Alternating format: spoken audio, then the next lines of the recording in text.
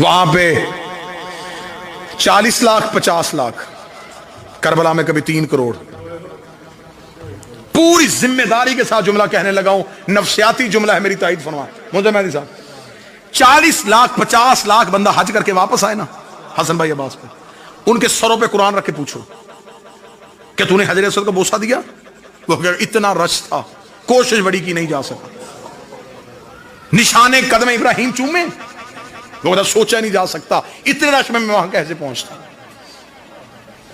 تو بتا کعبے کے غلاف پہ ہاتھ رکھا، ایک بار صرف مس کیا تھا، دوبارہ جا ہی نہیں سکا.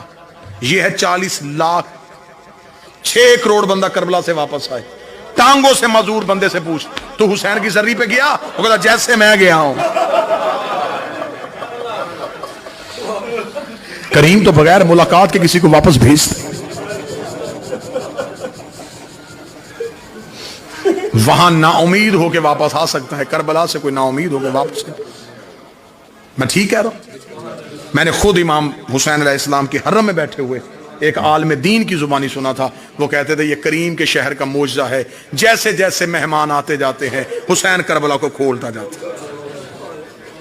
کربلا آج بھی تنگی کا نام نہیں، کربلا کشادگی کا نام ہے. حسین نے کرم سستا کیا. حسین کا دیکھ خدا نے کہا تھا میرے گھر آنا تو امیر ہے، میں نے وہ شرط ختم کر دی. میں نے شرط بھی ختم کر دی. غریب ہے قرضہ اٹھا، ادھار مانگ کسی سے، واپس کی تو نے ذہن میں رکھنا، واپس تو نے نہیں کرنے. میں ایسے سبب مہیا کر دوں گا، تیرے زیارت سے واپس آنے سے پہلے میں تیرے رزق کا بندوبست کر دوں گا. تو آ جا میرے شہر میں، کھانا بھی میں دوں گا، پانی بھی میں پلاؤں گا.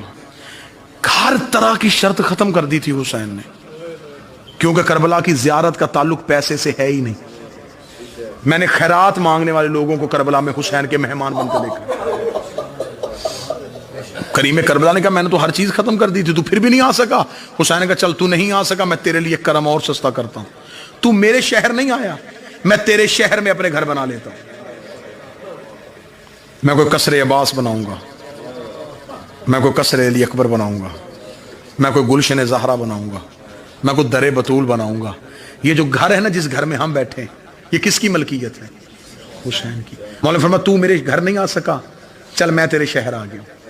پھر ایسے کرتے ہیں کہ میں اپنے شہر سے اپنے گھر آیا کروں گا، تو اپنے گھر سے میرے گھر آیا کروں. تھوڑی دیر اکٹھے بیٹھیں گے، تو سنانا مجھے اپنے تکلیفیں، میں سناؤں گا تجھے اپنے درد. کریم کہتے پھر تیرا میرا ہو جائے گا رشتہ مضبوط. پھر ایسے کرنا تو میرے بیٹوں کے جنازے اٹھانا، میں تیرے بیٹوں کے جنازے اٹھا. کوشش میں نے پوری کی کہ موضوع کو نبھا سکوں. استقبال اذا، استقبال محرم. میں مصیبت کی 2 سطریں پڑھنے سے پہلے دل سے دعا کرنے لگا ہوں. دل سے آمین کہنا. میرا اللہ، اگر ہم میں سے کسی کی زندگی کی سانسیں محرم سے پہلے ختم ہو رہی ہیں، تو حسین کے ذوالجناح کی زین سے اترنے کا واسطہ ہمارے زندگی کے دن اتنے بڑھا دینا ہم غریب کے جنازے پہ شریک ہو سکیں. ہمیں زندگی سے پیار نہیں، ہمیں حسین کی عزاداری سے پیار ہے. یہ قوم زندہ ہی رونے کے لیے ہے. مولا حسین کی عزت کا سمنظر بھائی، اتنا اس قوم کو بیٹوں کی شادیوں کا انتظار نہیں ہوتا جتنا انہیں حسین کی عزاداری کا انتظار. پردیس میں بھی بیٹھے ہیں لیکن حسین کے نام پہ اکٹھے ہو گئے. وطن میں جاتے ہو تو دیکھتے ہو کہ میری قوم کی مائیں بہنیں بیٹیاں سڑکوں پہ بچوں کو لے کے جاتی ہیں. جو بیٹی پورا سال باپ اور بھائی کے حکم کے بغیر گھر سے پاؤں نہیں رکھتی، وہ بھی 10 محرم کو گھر بیٹھی ہو نا تو باپ آ کے کہتا تو ابھی تک گھر میں ہی ہے. بیٹی دے کے کہنا کہ بابا تو پورا سال مجھے بازار جانے نہیں دیتا. وہ رو کے کہتا آج کوئی وہ بات ہے، آج تو زینب کا بھی چادر اتر گئی ہے، آج تو عالیہ کا بھی برقع اتر گیا. اس قوم کو محبت نہیں، عشق ہے حسین سے. کوئی مصائب مضمون کے اعتبار سے نہیں پڑھوں گا. ایک معجزات حضرت عباس میں سے ایک کتاب کی ایک روایت، ایک معجزہ، ایک واقعہ، ایک عزاداری کا اجر، ایک عزاداری کی فضیلت، وہ سناؤں اور آپ کو سلام کروں اور قبلہ دعا فرمائیں. ایام عزا سے پہلے اپنے دل کی زمین خالی کر لینا، کیونکہ 10 دن مہمان رہنا ہے تیرے دل میں حسین نے. مصر کا رہنے والا ایک مومن تھا، پیشے کے اعتبار سے تاجر تھا. ہر سال اپنے گھر میں 10 دن امام حسین کی سفیدہ بچھاتے. ایک سال ایسا آیا کہ تاجر مقروض ہو گیا. مقروض بھی اتنا ہوا کہ گھر کے برتن بھی بک گئے، اور محرم کا چاند آ گیا. اپنی چھت پہ جا کے محرم کے چاند کو دیکھا تھا، کاش میری زندگی میں طلوع نہ ہوتا، تو طلوع ہوتا میرے گھر میں، حسین کی مجلس ہوتی، حسین کا ماتم ہوتا، تو بھی طلوع ہو گیا، میرے گھر میں انتظام کرنے والا بھی کوئی نہیں. ابھی یہ چاند سے شکوے کر رہا تھا، یا کاندھے پہ زوجہ کا ہاتھ آیا. اس نے مڑ کے دیکھا، پیچھے بیوی کھڑی ہے، رو کے کہنے لگی گلے نہ کر، مشکل وقت میں قیمتی چیز بیچتے. اس کے ذہن میں خیال آیا ضرور عورتوں کو زیور پیارے ہوتے، اس کے پاس کوئی زیور ہے. دیکھنا کہ تیرے پاس کوئی قیمتی زیور تو نہیں؟ وہ کہتی ہاں ہے. آگے آگے زوجہ چلی، پیچھے پیچھے شوہر چلا. کتاب کہتی وہاں لے کے آئی جہاں 2 بیٹے سو رہے تھے. بیٹوں کے سرہانے کھڑی ہو کے رو کے کہتی میرے گھر میں ان سے قیمتی کچھ بھی نہیں. باپ کی نگاہیں ماں کی نگاہوں میں گئیں. دیکھ کے کہنے لگا میں تیری بات سمجھا نہیں. رو کے کہنے لگی مشکل وقت آئے تو قیمتی چیز بیچتے، لے جا بردہ فروشوں کے بازار، غلام بنا کے بیچتے. باپ کے جسم میں عباس بھائی کپ کپی آئی. رو کے کہتا کبھی کسی نے بیٹے بھی بیچے ہیں؟ رو کہتی سچ بتا تو نے مانگے کس سے تھے؟ حسین سے مانگے تھے نا. تو اب مجھے بتا، اکبر سے زیادہ پیارے ہیں، اصغر سے زیادہ معصوم ہیں، عالیہ کی جوڑی سے زیادہ قیمتی ہیں، لٹا دے حسین کے نام پہ. بچوں کو اٹھایا، غلاموں والا لباس پہنا کے. یہ تھے شیعہ، انہیں کہتے ہیں عزادار. ماں نے بیٹے دیے باپ کے ہاتھ میں، بچوں کے ہاتھ پکڑ کے بردہ فروشوں کے بازار میں آگا. صبح سے لے کے شام تک آوازیں دیتا رہا غلام لے لو، غلام لے لو، غلام. محنت زیادہ کروا لینا، اجرت تھوڑی دے دینا. گاہک تلاش کرتا رہا، کوئی گاہک نہ ملا. شام کو تھکا ہوا عزادار زمین پہ بیٹھا، بیٹوں کے سر سینے پہ رکھ کے منہ بقیہ کی طرف کر کے بی بھی اب میرا مقدر، میں تو گھر سے بیٹے بھی لے آیا تھا. شہزادی تجھے میری عزاداری منظور نہیں؟ ابھی یہ بات کر رہا تھا، یہاں بازار میں گھوڑے کے ٹاپوں کی آواز آئی. اس کے قریب آگے گھوڑا سوار رک گیا. اس نے یوں سر اٹھایا، گھوڑے سوار کے چہرے پہ نقاب. گھوڑا سوار کی آواز آئی غلام بیچے گا؟ اب جب خبر ہوگی کہ گاہک آ گیا ہے تو اب زبان خاموش ہو گئی. سر ہلایا بیچوں. گھوڑا سوار کی آواز ہے کیا قیمت لے گا؟ تڑپ کے کہتا کوئی کائنات بھی دیتا، میں بال بھی توڑ کے نہ دیتا. میں نے منتوں سے مانگے، میں نے مشکل سے جوان کیے. کتنا مشکل ہوتا ہے کسی باپ کے لیے اولاد کی قیمت بتانا.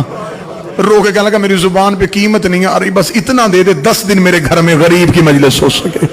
اتنا جملہ کہنا تھا. یہ گھوڑے سوار کی آواز آئی، وہ سامنے گھوڑے پہ تھیلا، تھیلے پہ دینار ہے، دینار اٹھا اور اپنے بچے میرے ساتھ گھوڑے پہ بٹھا دے. دینار اٹھا، بچے گھوڑے پہ بٹھا دے. دینار اٹھا، بچے گھوڑے پہ. جو بندہ بیٹھا ہے اسے خبر ہے کہ محرم آنے والا ہے، وہ سینے پہ ہاتھ ضرور مارے گا، ہائے ضرور کہے گا. جب گھوڑا سوار کی آواز آئی دینار اٹھا اور اپنے بچے گھوڑے پہ بٹھا دے، اتنا کہنا تھا. چند قدم پیچھے ہٹ کے کہنے لگا میں کوئی قرضہ تو نہیں مانگ رہا، بیٹے بیچ رہا ہو، اتنی بھی امیری کیا تو پیسے بھی اٹھا کے نہیں دے رہا. گھوڑا سوار کی آواز میری مجبوری ہے، میرے ہاتھ ہوتے میں تیرے بیٹے ہاتھوں سے اٹھاتا، میرے بازو ہوتے میں تیرے لال سینے سے لگاتا. او میری مجبوری، میرے ہاتھ نہیں، میرے بازو نہیں. اٹھا بچے، بٹھا میرے ساتھ گھوڑے پہ. کتاب کے جملے ہیں. اس نے بیٹوں کو اٹھایا گھوڑا سوار کے ساتھ. گھوڑا سوار نے سینے کے ساتھ. سواری نظروں سے اوجھل ہو گئی. اب مصائب واقعات کا نام نہیں، کیفیت کا نام. آپ کے اوپر کیفیت طاری ہو گئی، آنکھ سے آنسو آ جائیں گے. غریب نے تو اتنا سستا کیا ہے کرم. حسین کہتے اگر میرے مصائب میں تجھے رونا نہ آئے نا تو تو اپنے درد یاد کر لیا کر. رو کسی بھی مصیبت کو، لیکن مجلس میں بیٹھ کے تیری آنکھ سے آنسو آئے. کیونکہ جو شام سے آتی ہے اسے تکلیف ہوتی ہے کسی کی آنکھیں خشک رہیں. وہ رو کے کہتی تو نے دیکھا جو نہیں تھا گھوڑے سے گرتا، کاش تجھے خبر ہوتی میرا اکبر کتنا خوبصورت. لہذا میں کوشش کر رہا ہوں کہ میں گریے کا سبب مہیا کروں. تھکا ہوا مزدور غریب باپ بیٹوں کو دیکھ کے دینار ہاتھ میں گھر کی جانب چلا. اللہ تمہاری اولاد کی زندگی کرے. اللہ کسی باپ کو اولاد کا غم نہ دکھائے. دروازے پہ ماں کھڑی دیکھ رہی تھی، جب شوہر کو خالی ہاتھ آتے دیکھا گر گئی دروازے. شوہر قریب آیا، بس رو کے اتنا ہی پوچھا بک گئے؟ بک گئے. اتنا کہنا تھا، قدموں پہ ہاتھ رکھ کے کہتی دیکھ میں بھی مومنہ ہوں تو بھی مومن ہے، یہ تیرے آگے ہاتھ باندھی. مشکل ہوتا ہے ماؤں کے لیے صبر کرنا، مجھے خبر ہے کہ میرے لیے کیا تھے.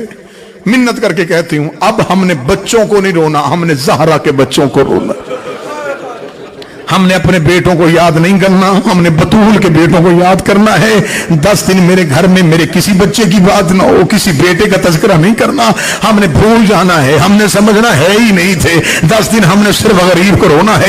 مصر کی جامع مسجد میں اعلان ہو گیا کہ فلاں شیعہ کے گھر میں حسین کی عزاداری برپا ہے. لوگ جانا شروع ہو گئے، حسین کا ذکر ہوا، حسین کی مجلس ہوئی، غریب کا ماتم ہوا، لنگر نیاز ہوا. لوگ اپنے اپنے گھروں کو واپس چلے گئے. رات آدھی سے زیادہ ڈھل گئی. کتاب کہتی نہ ماں سو رہی تھی نہ باپ سو رہا تھا. ماں کی نگاہیں بھی آسمان پہ، باپ کی نگاہیں بھی آسمان پہ. آدھی رات کے بعد اٹھی، شوہر کے قدموں پہ آگے بیٹھی، رو کے کہتی مجھے حسین کی قسم مجھے شرمندگی نہیں ہے، صرف اتنا پوچھنے کس کے ہاتھ بیچ کے آیا تھا.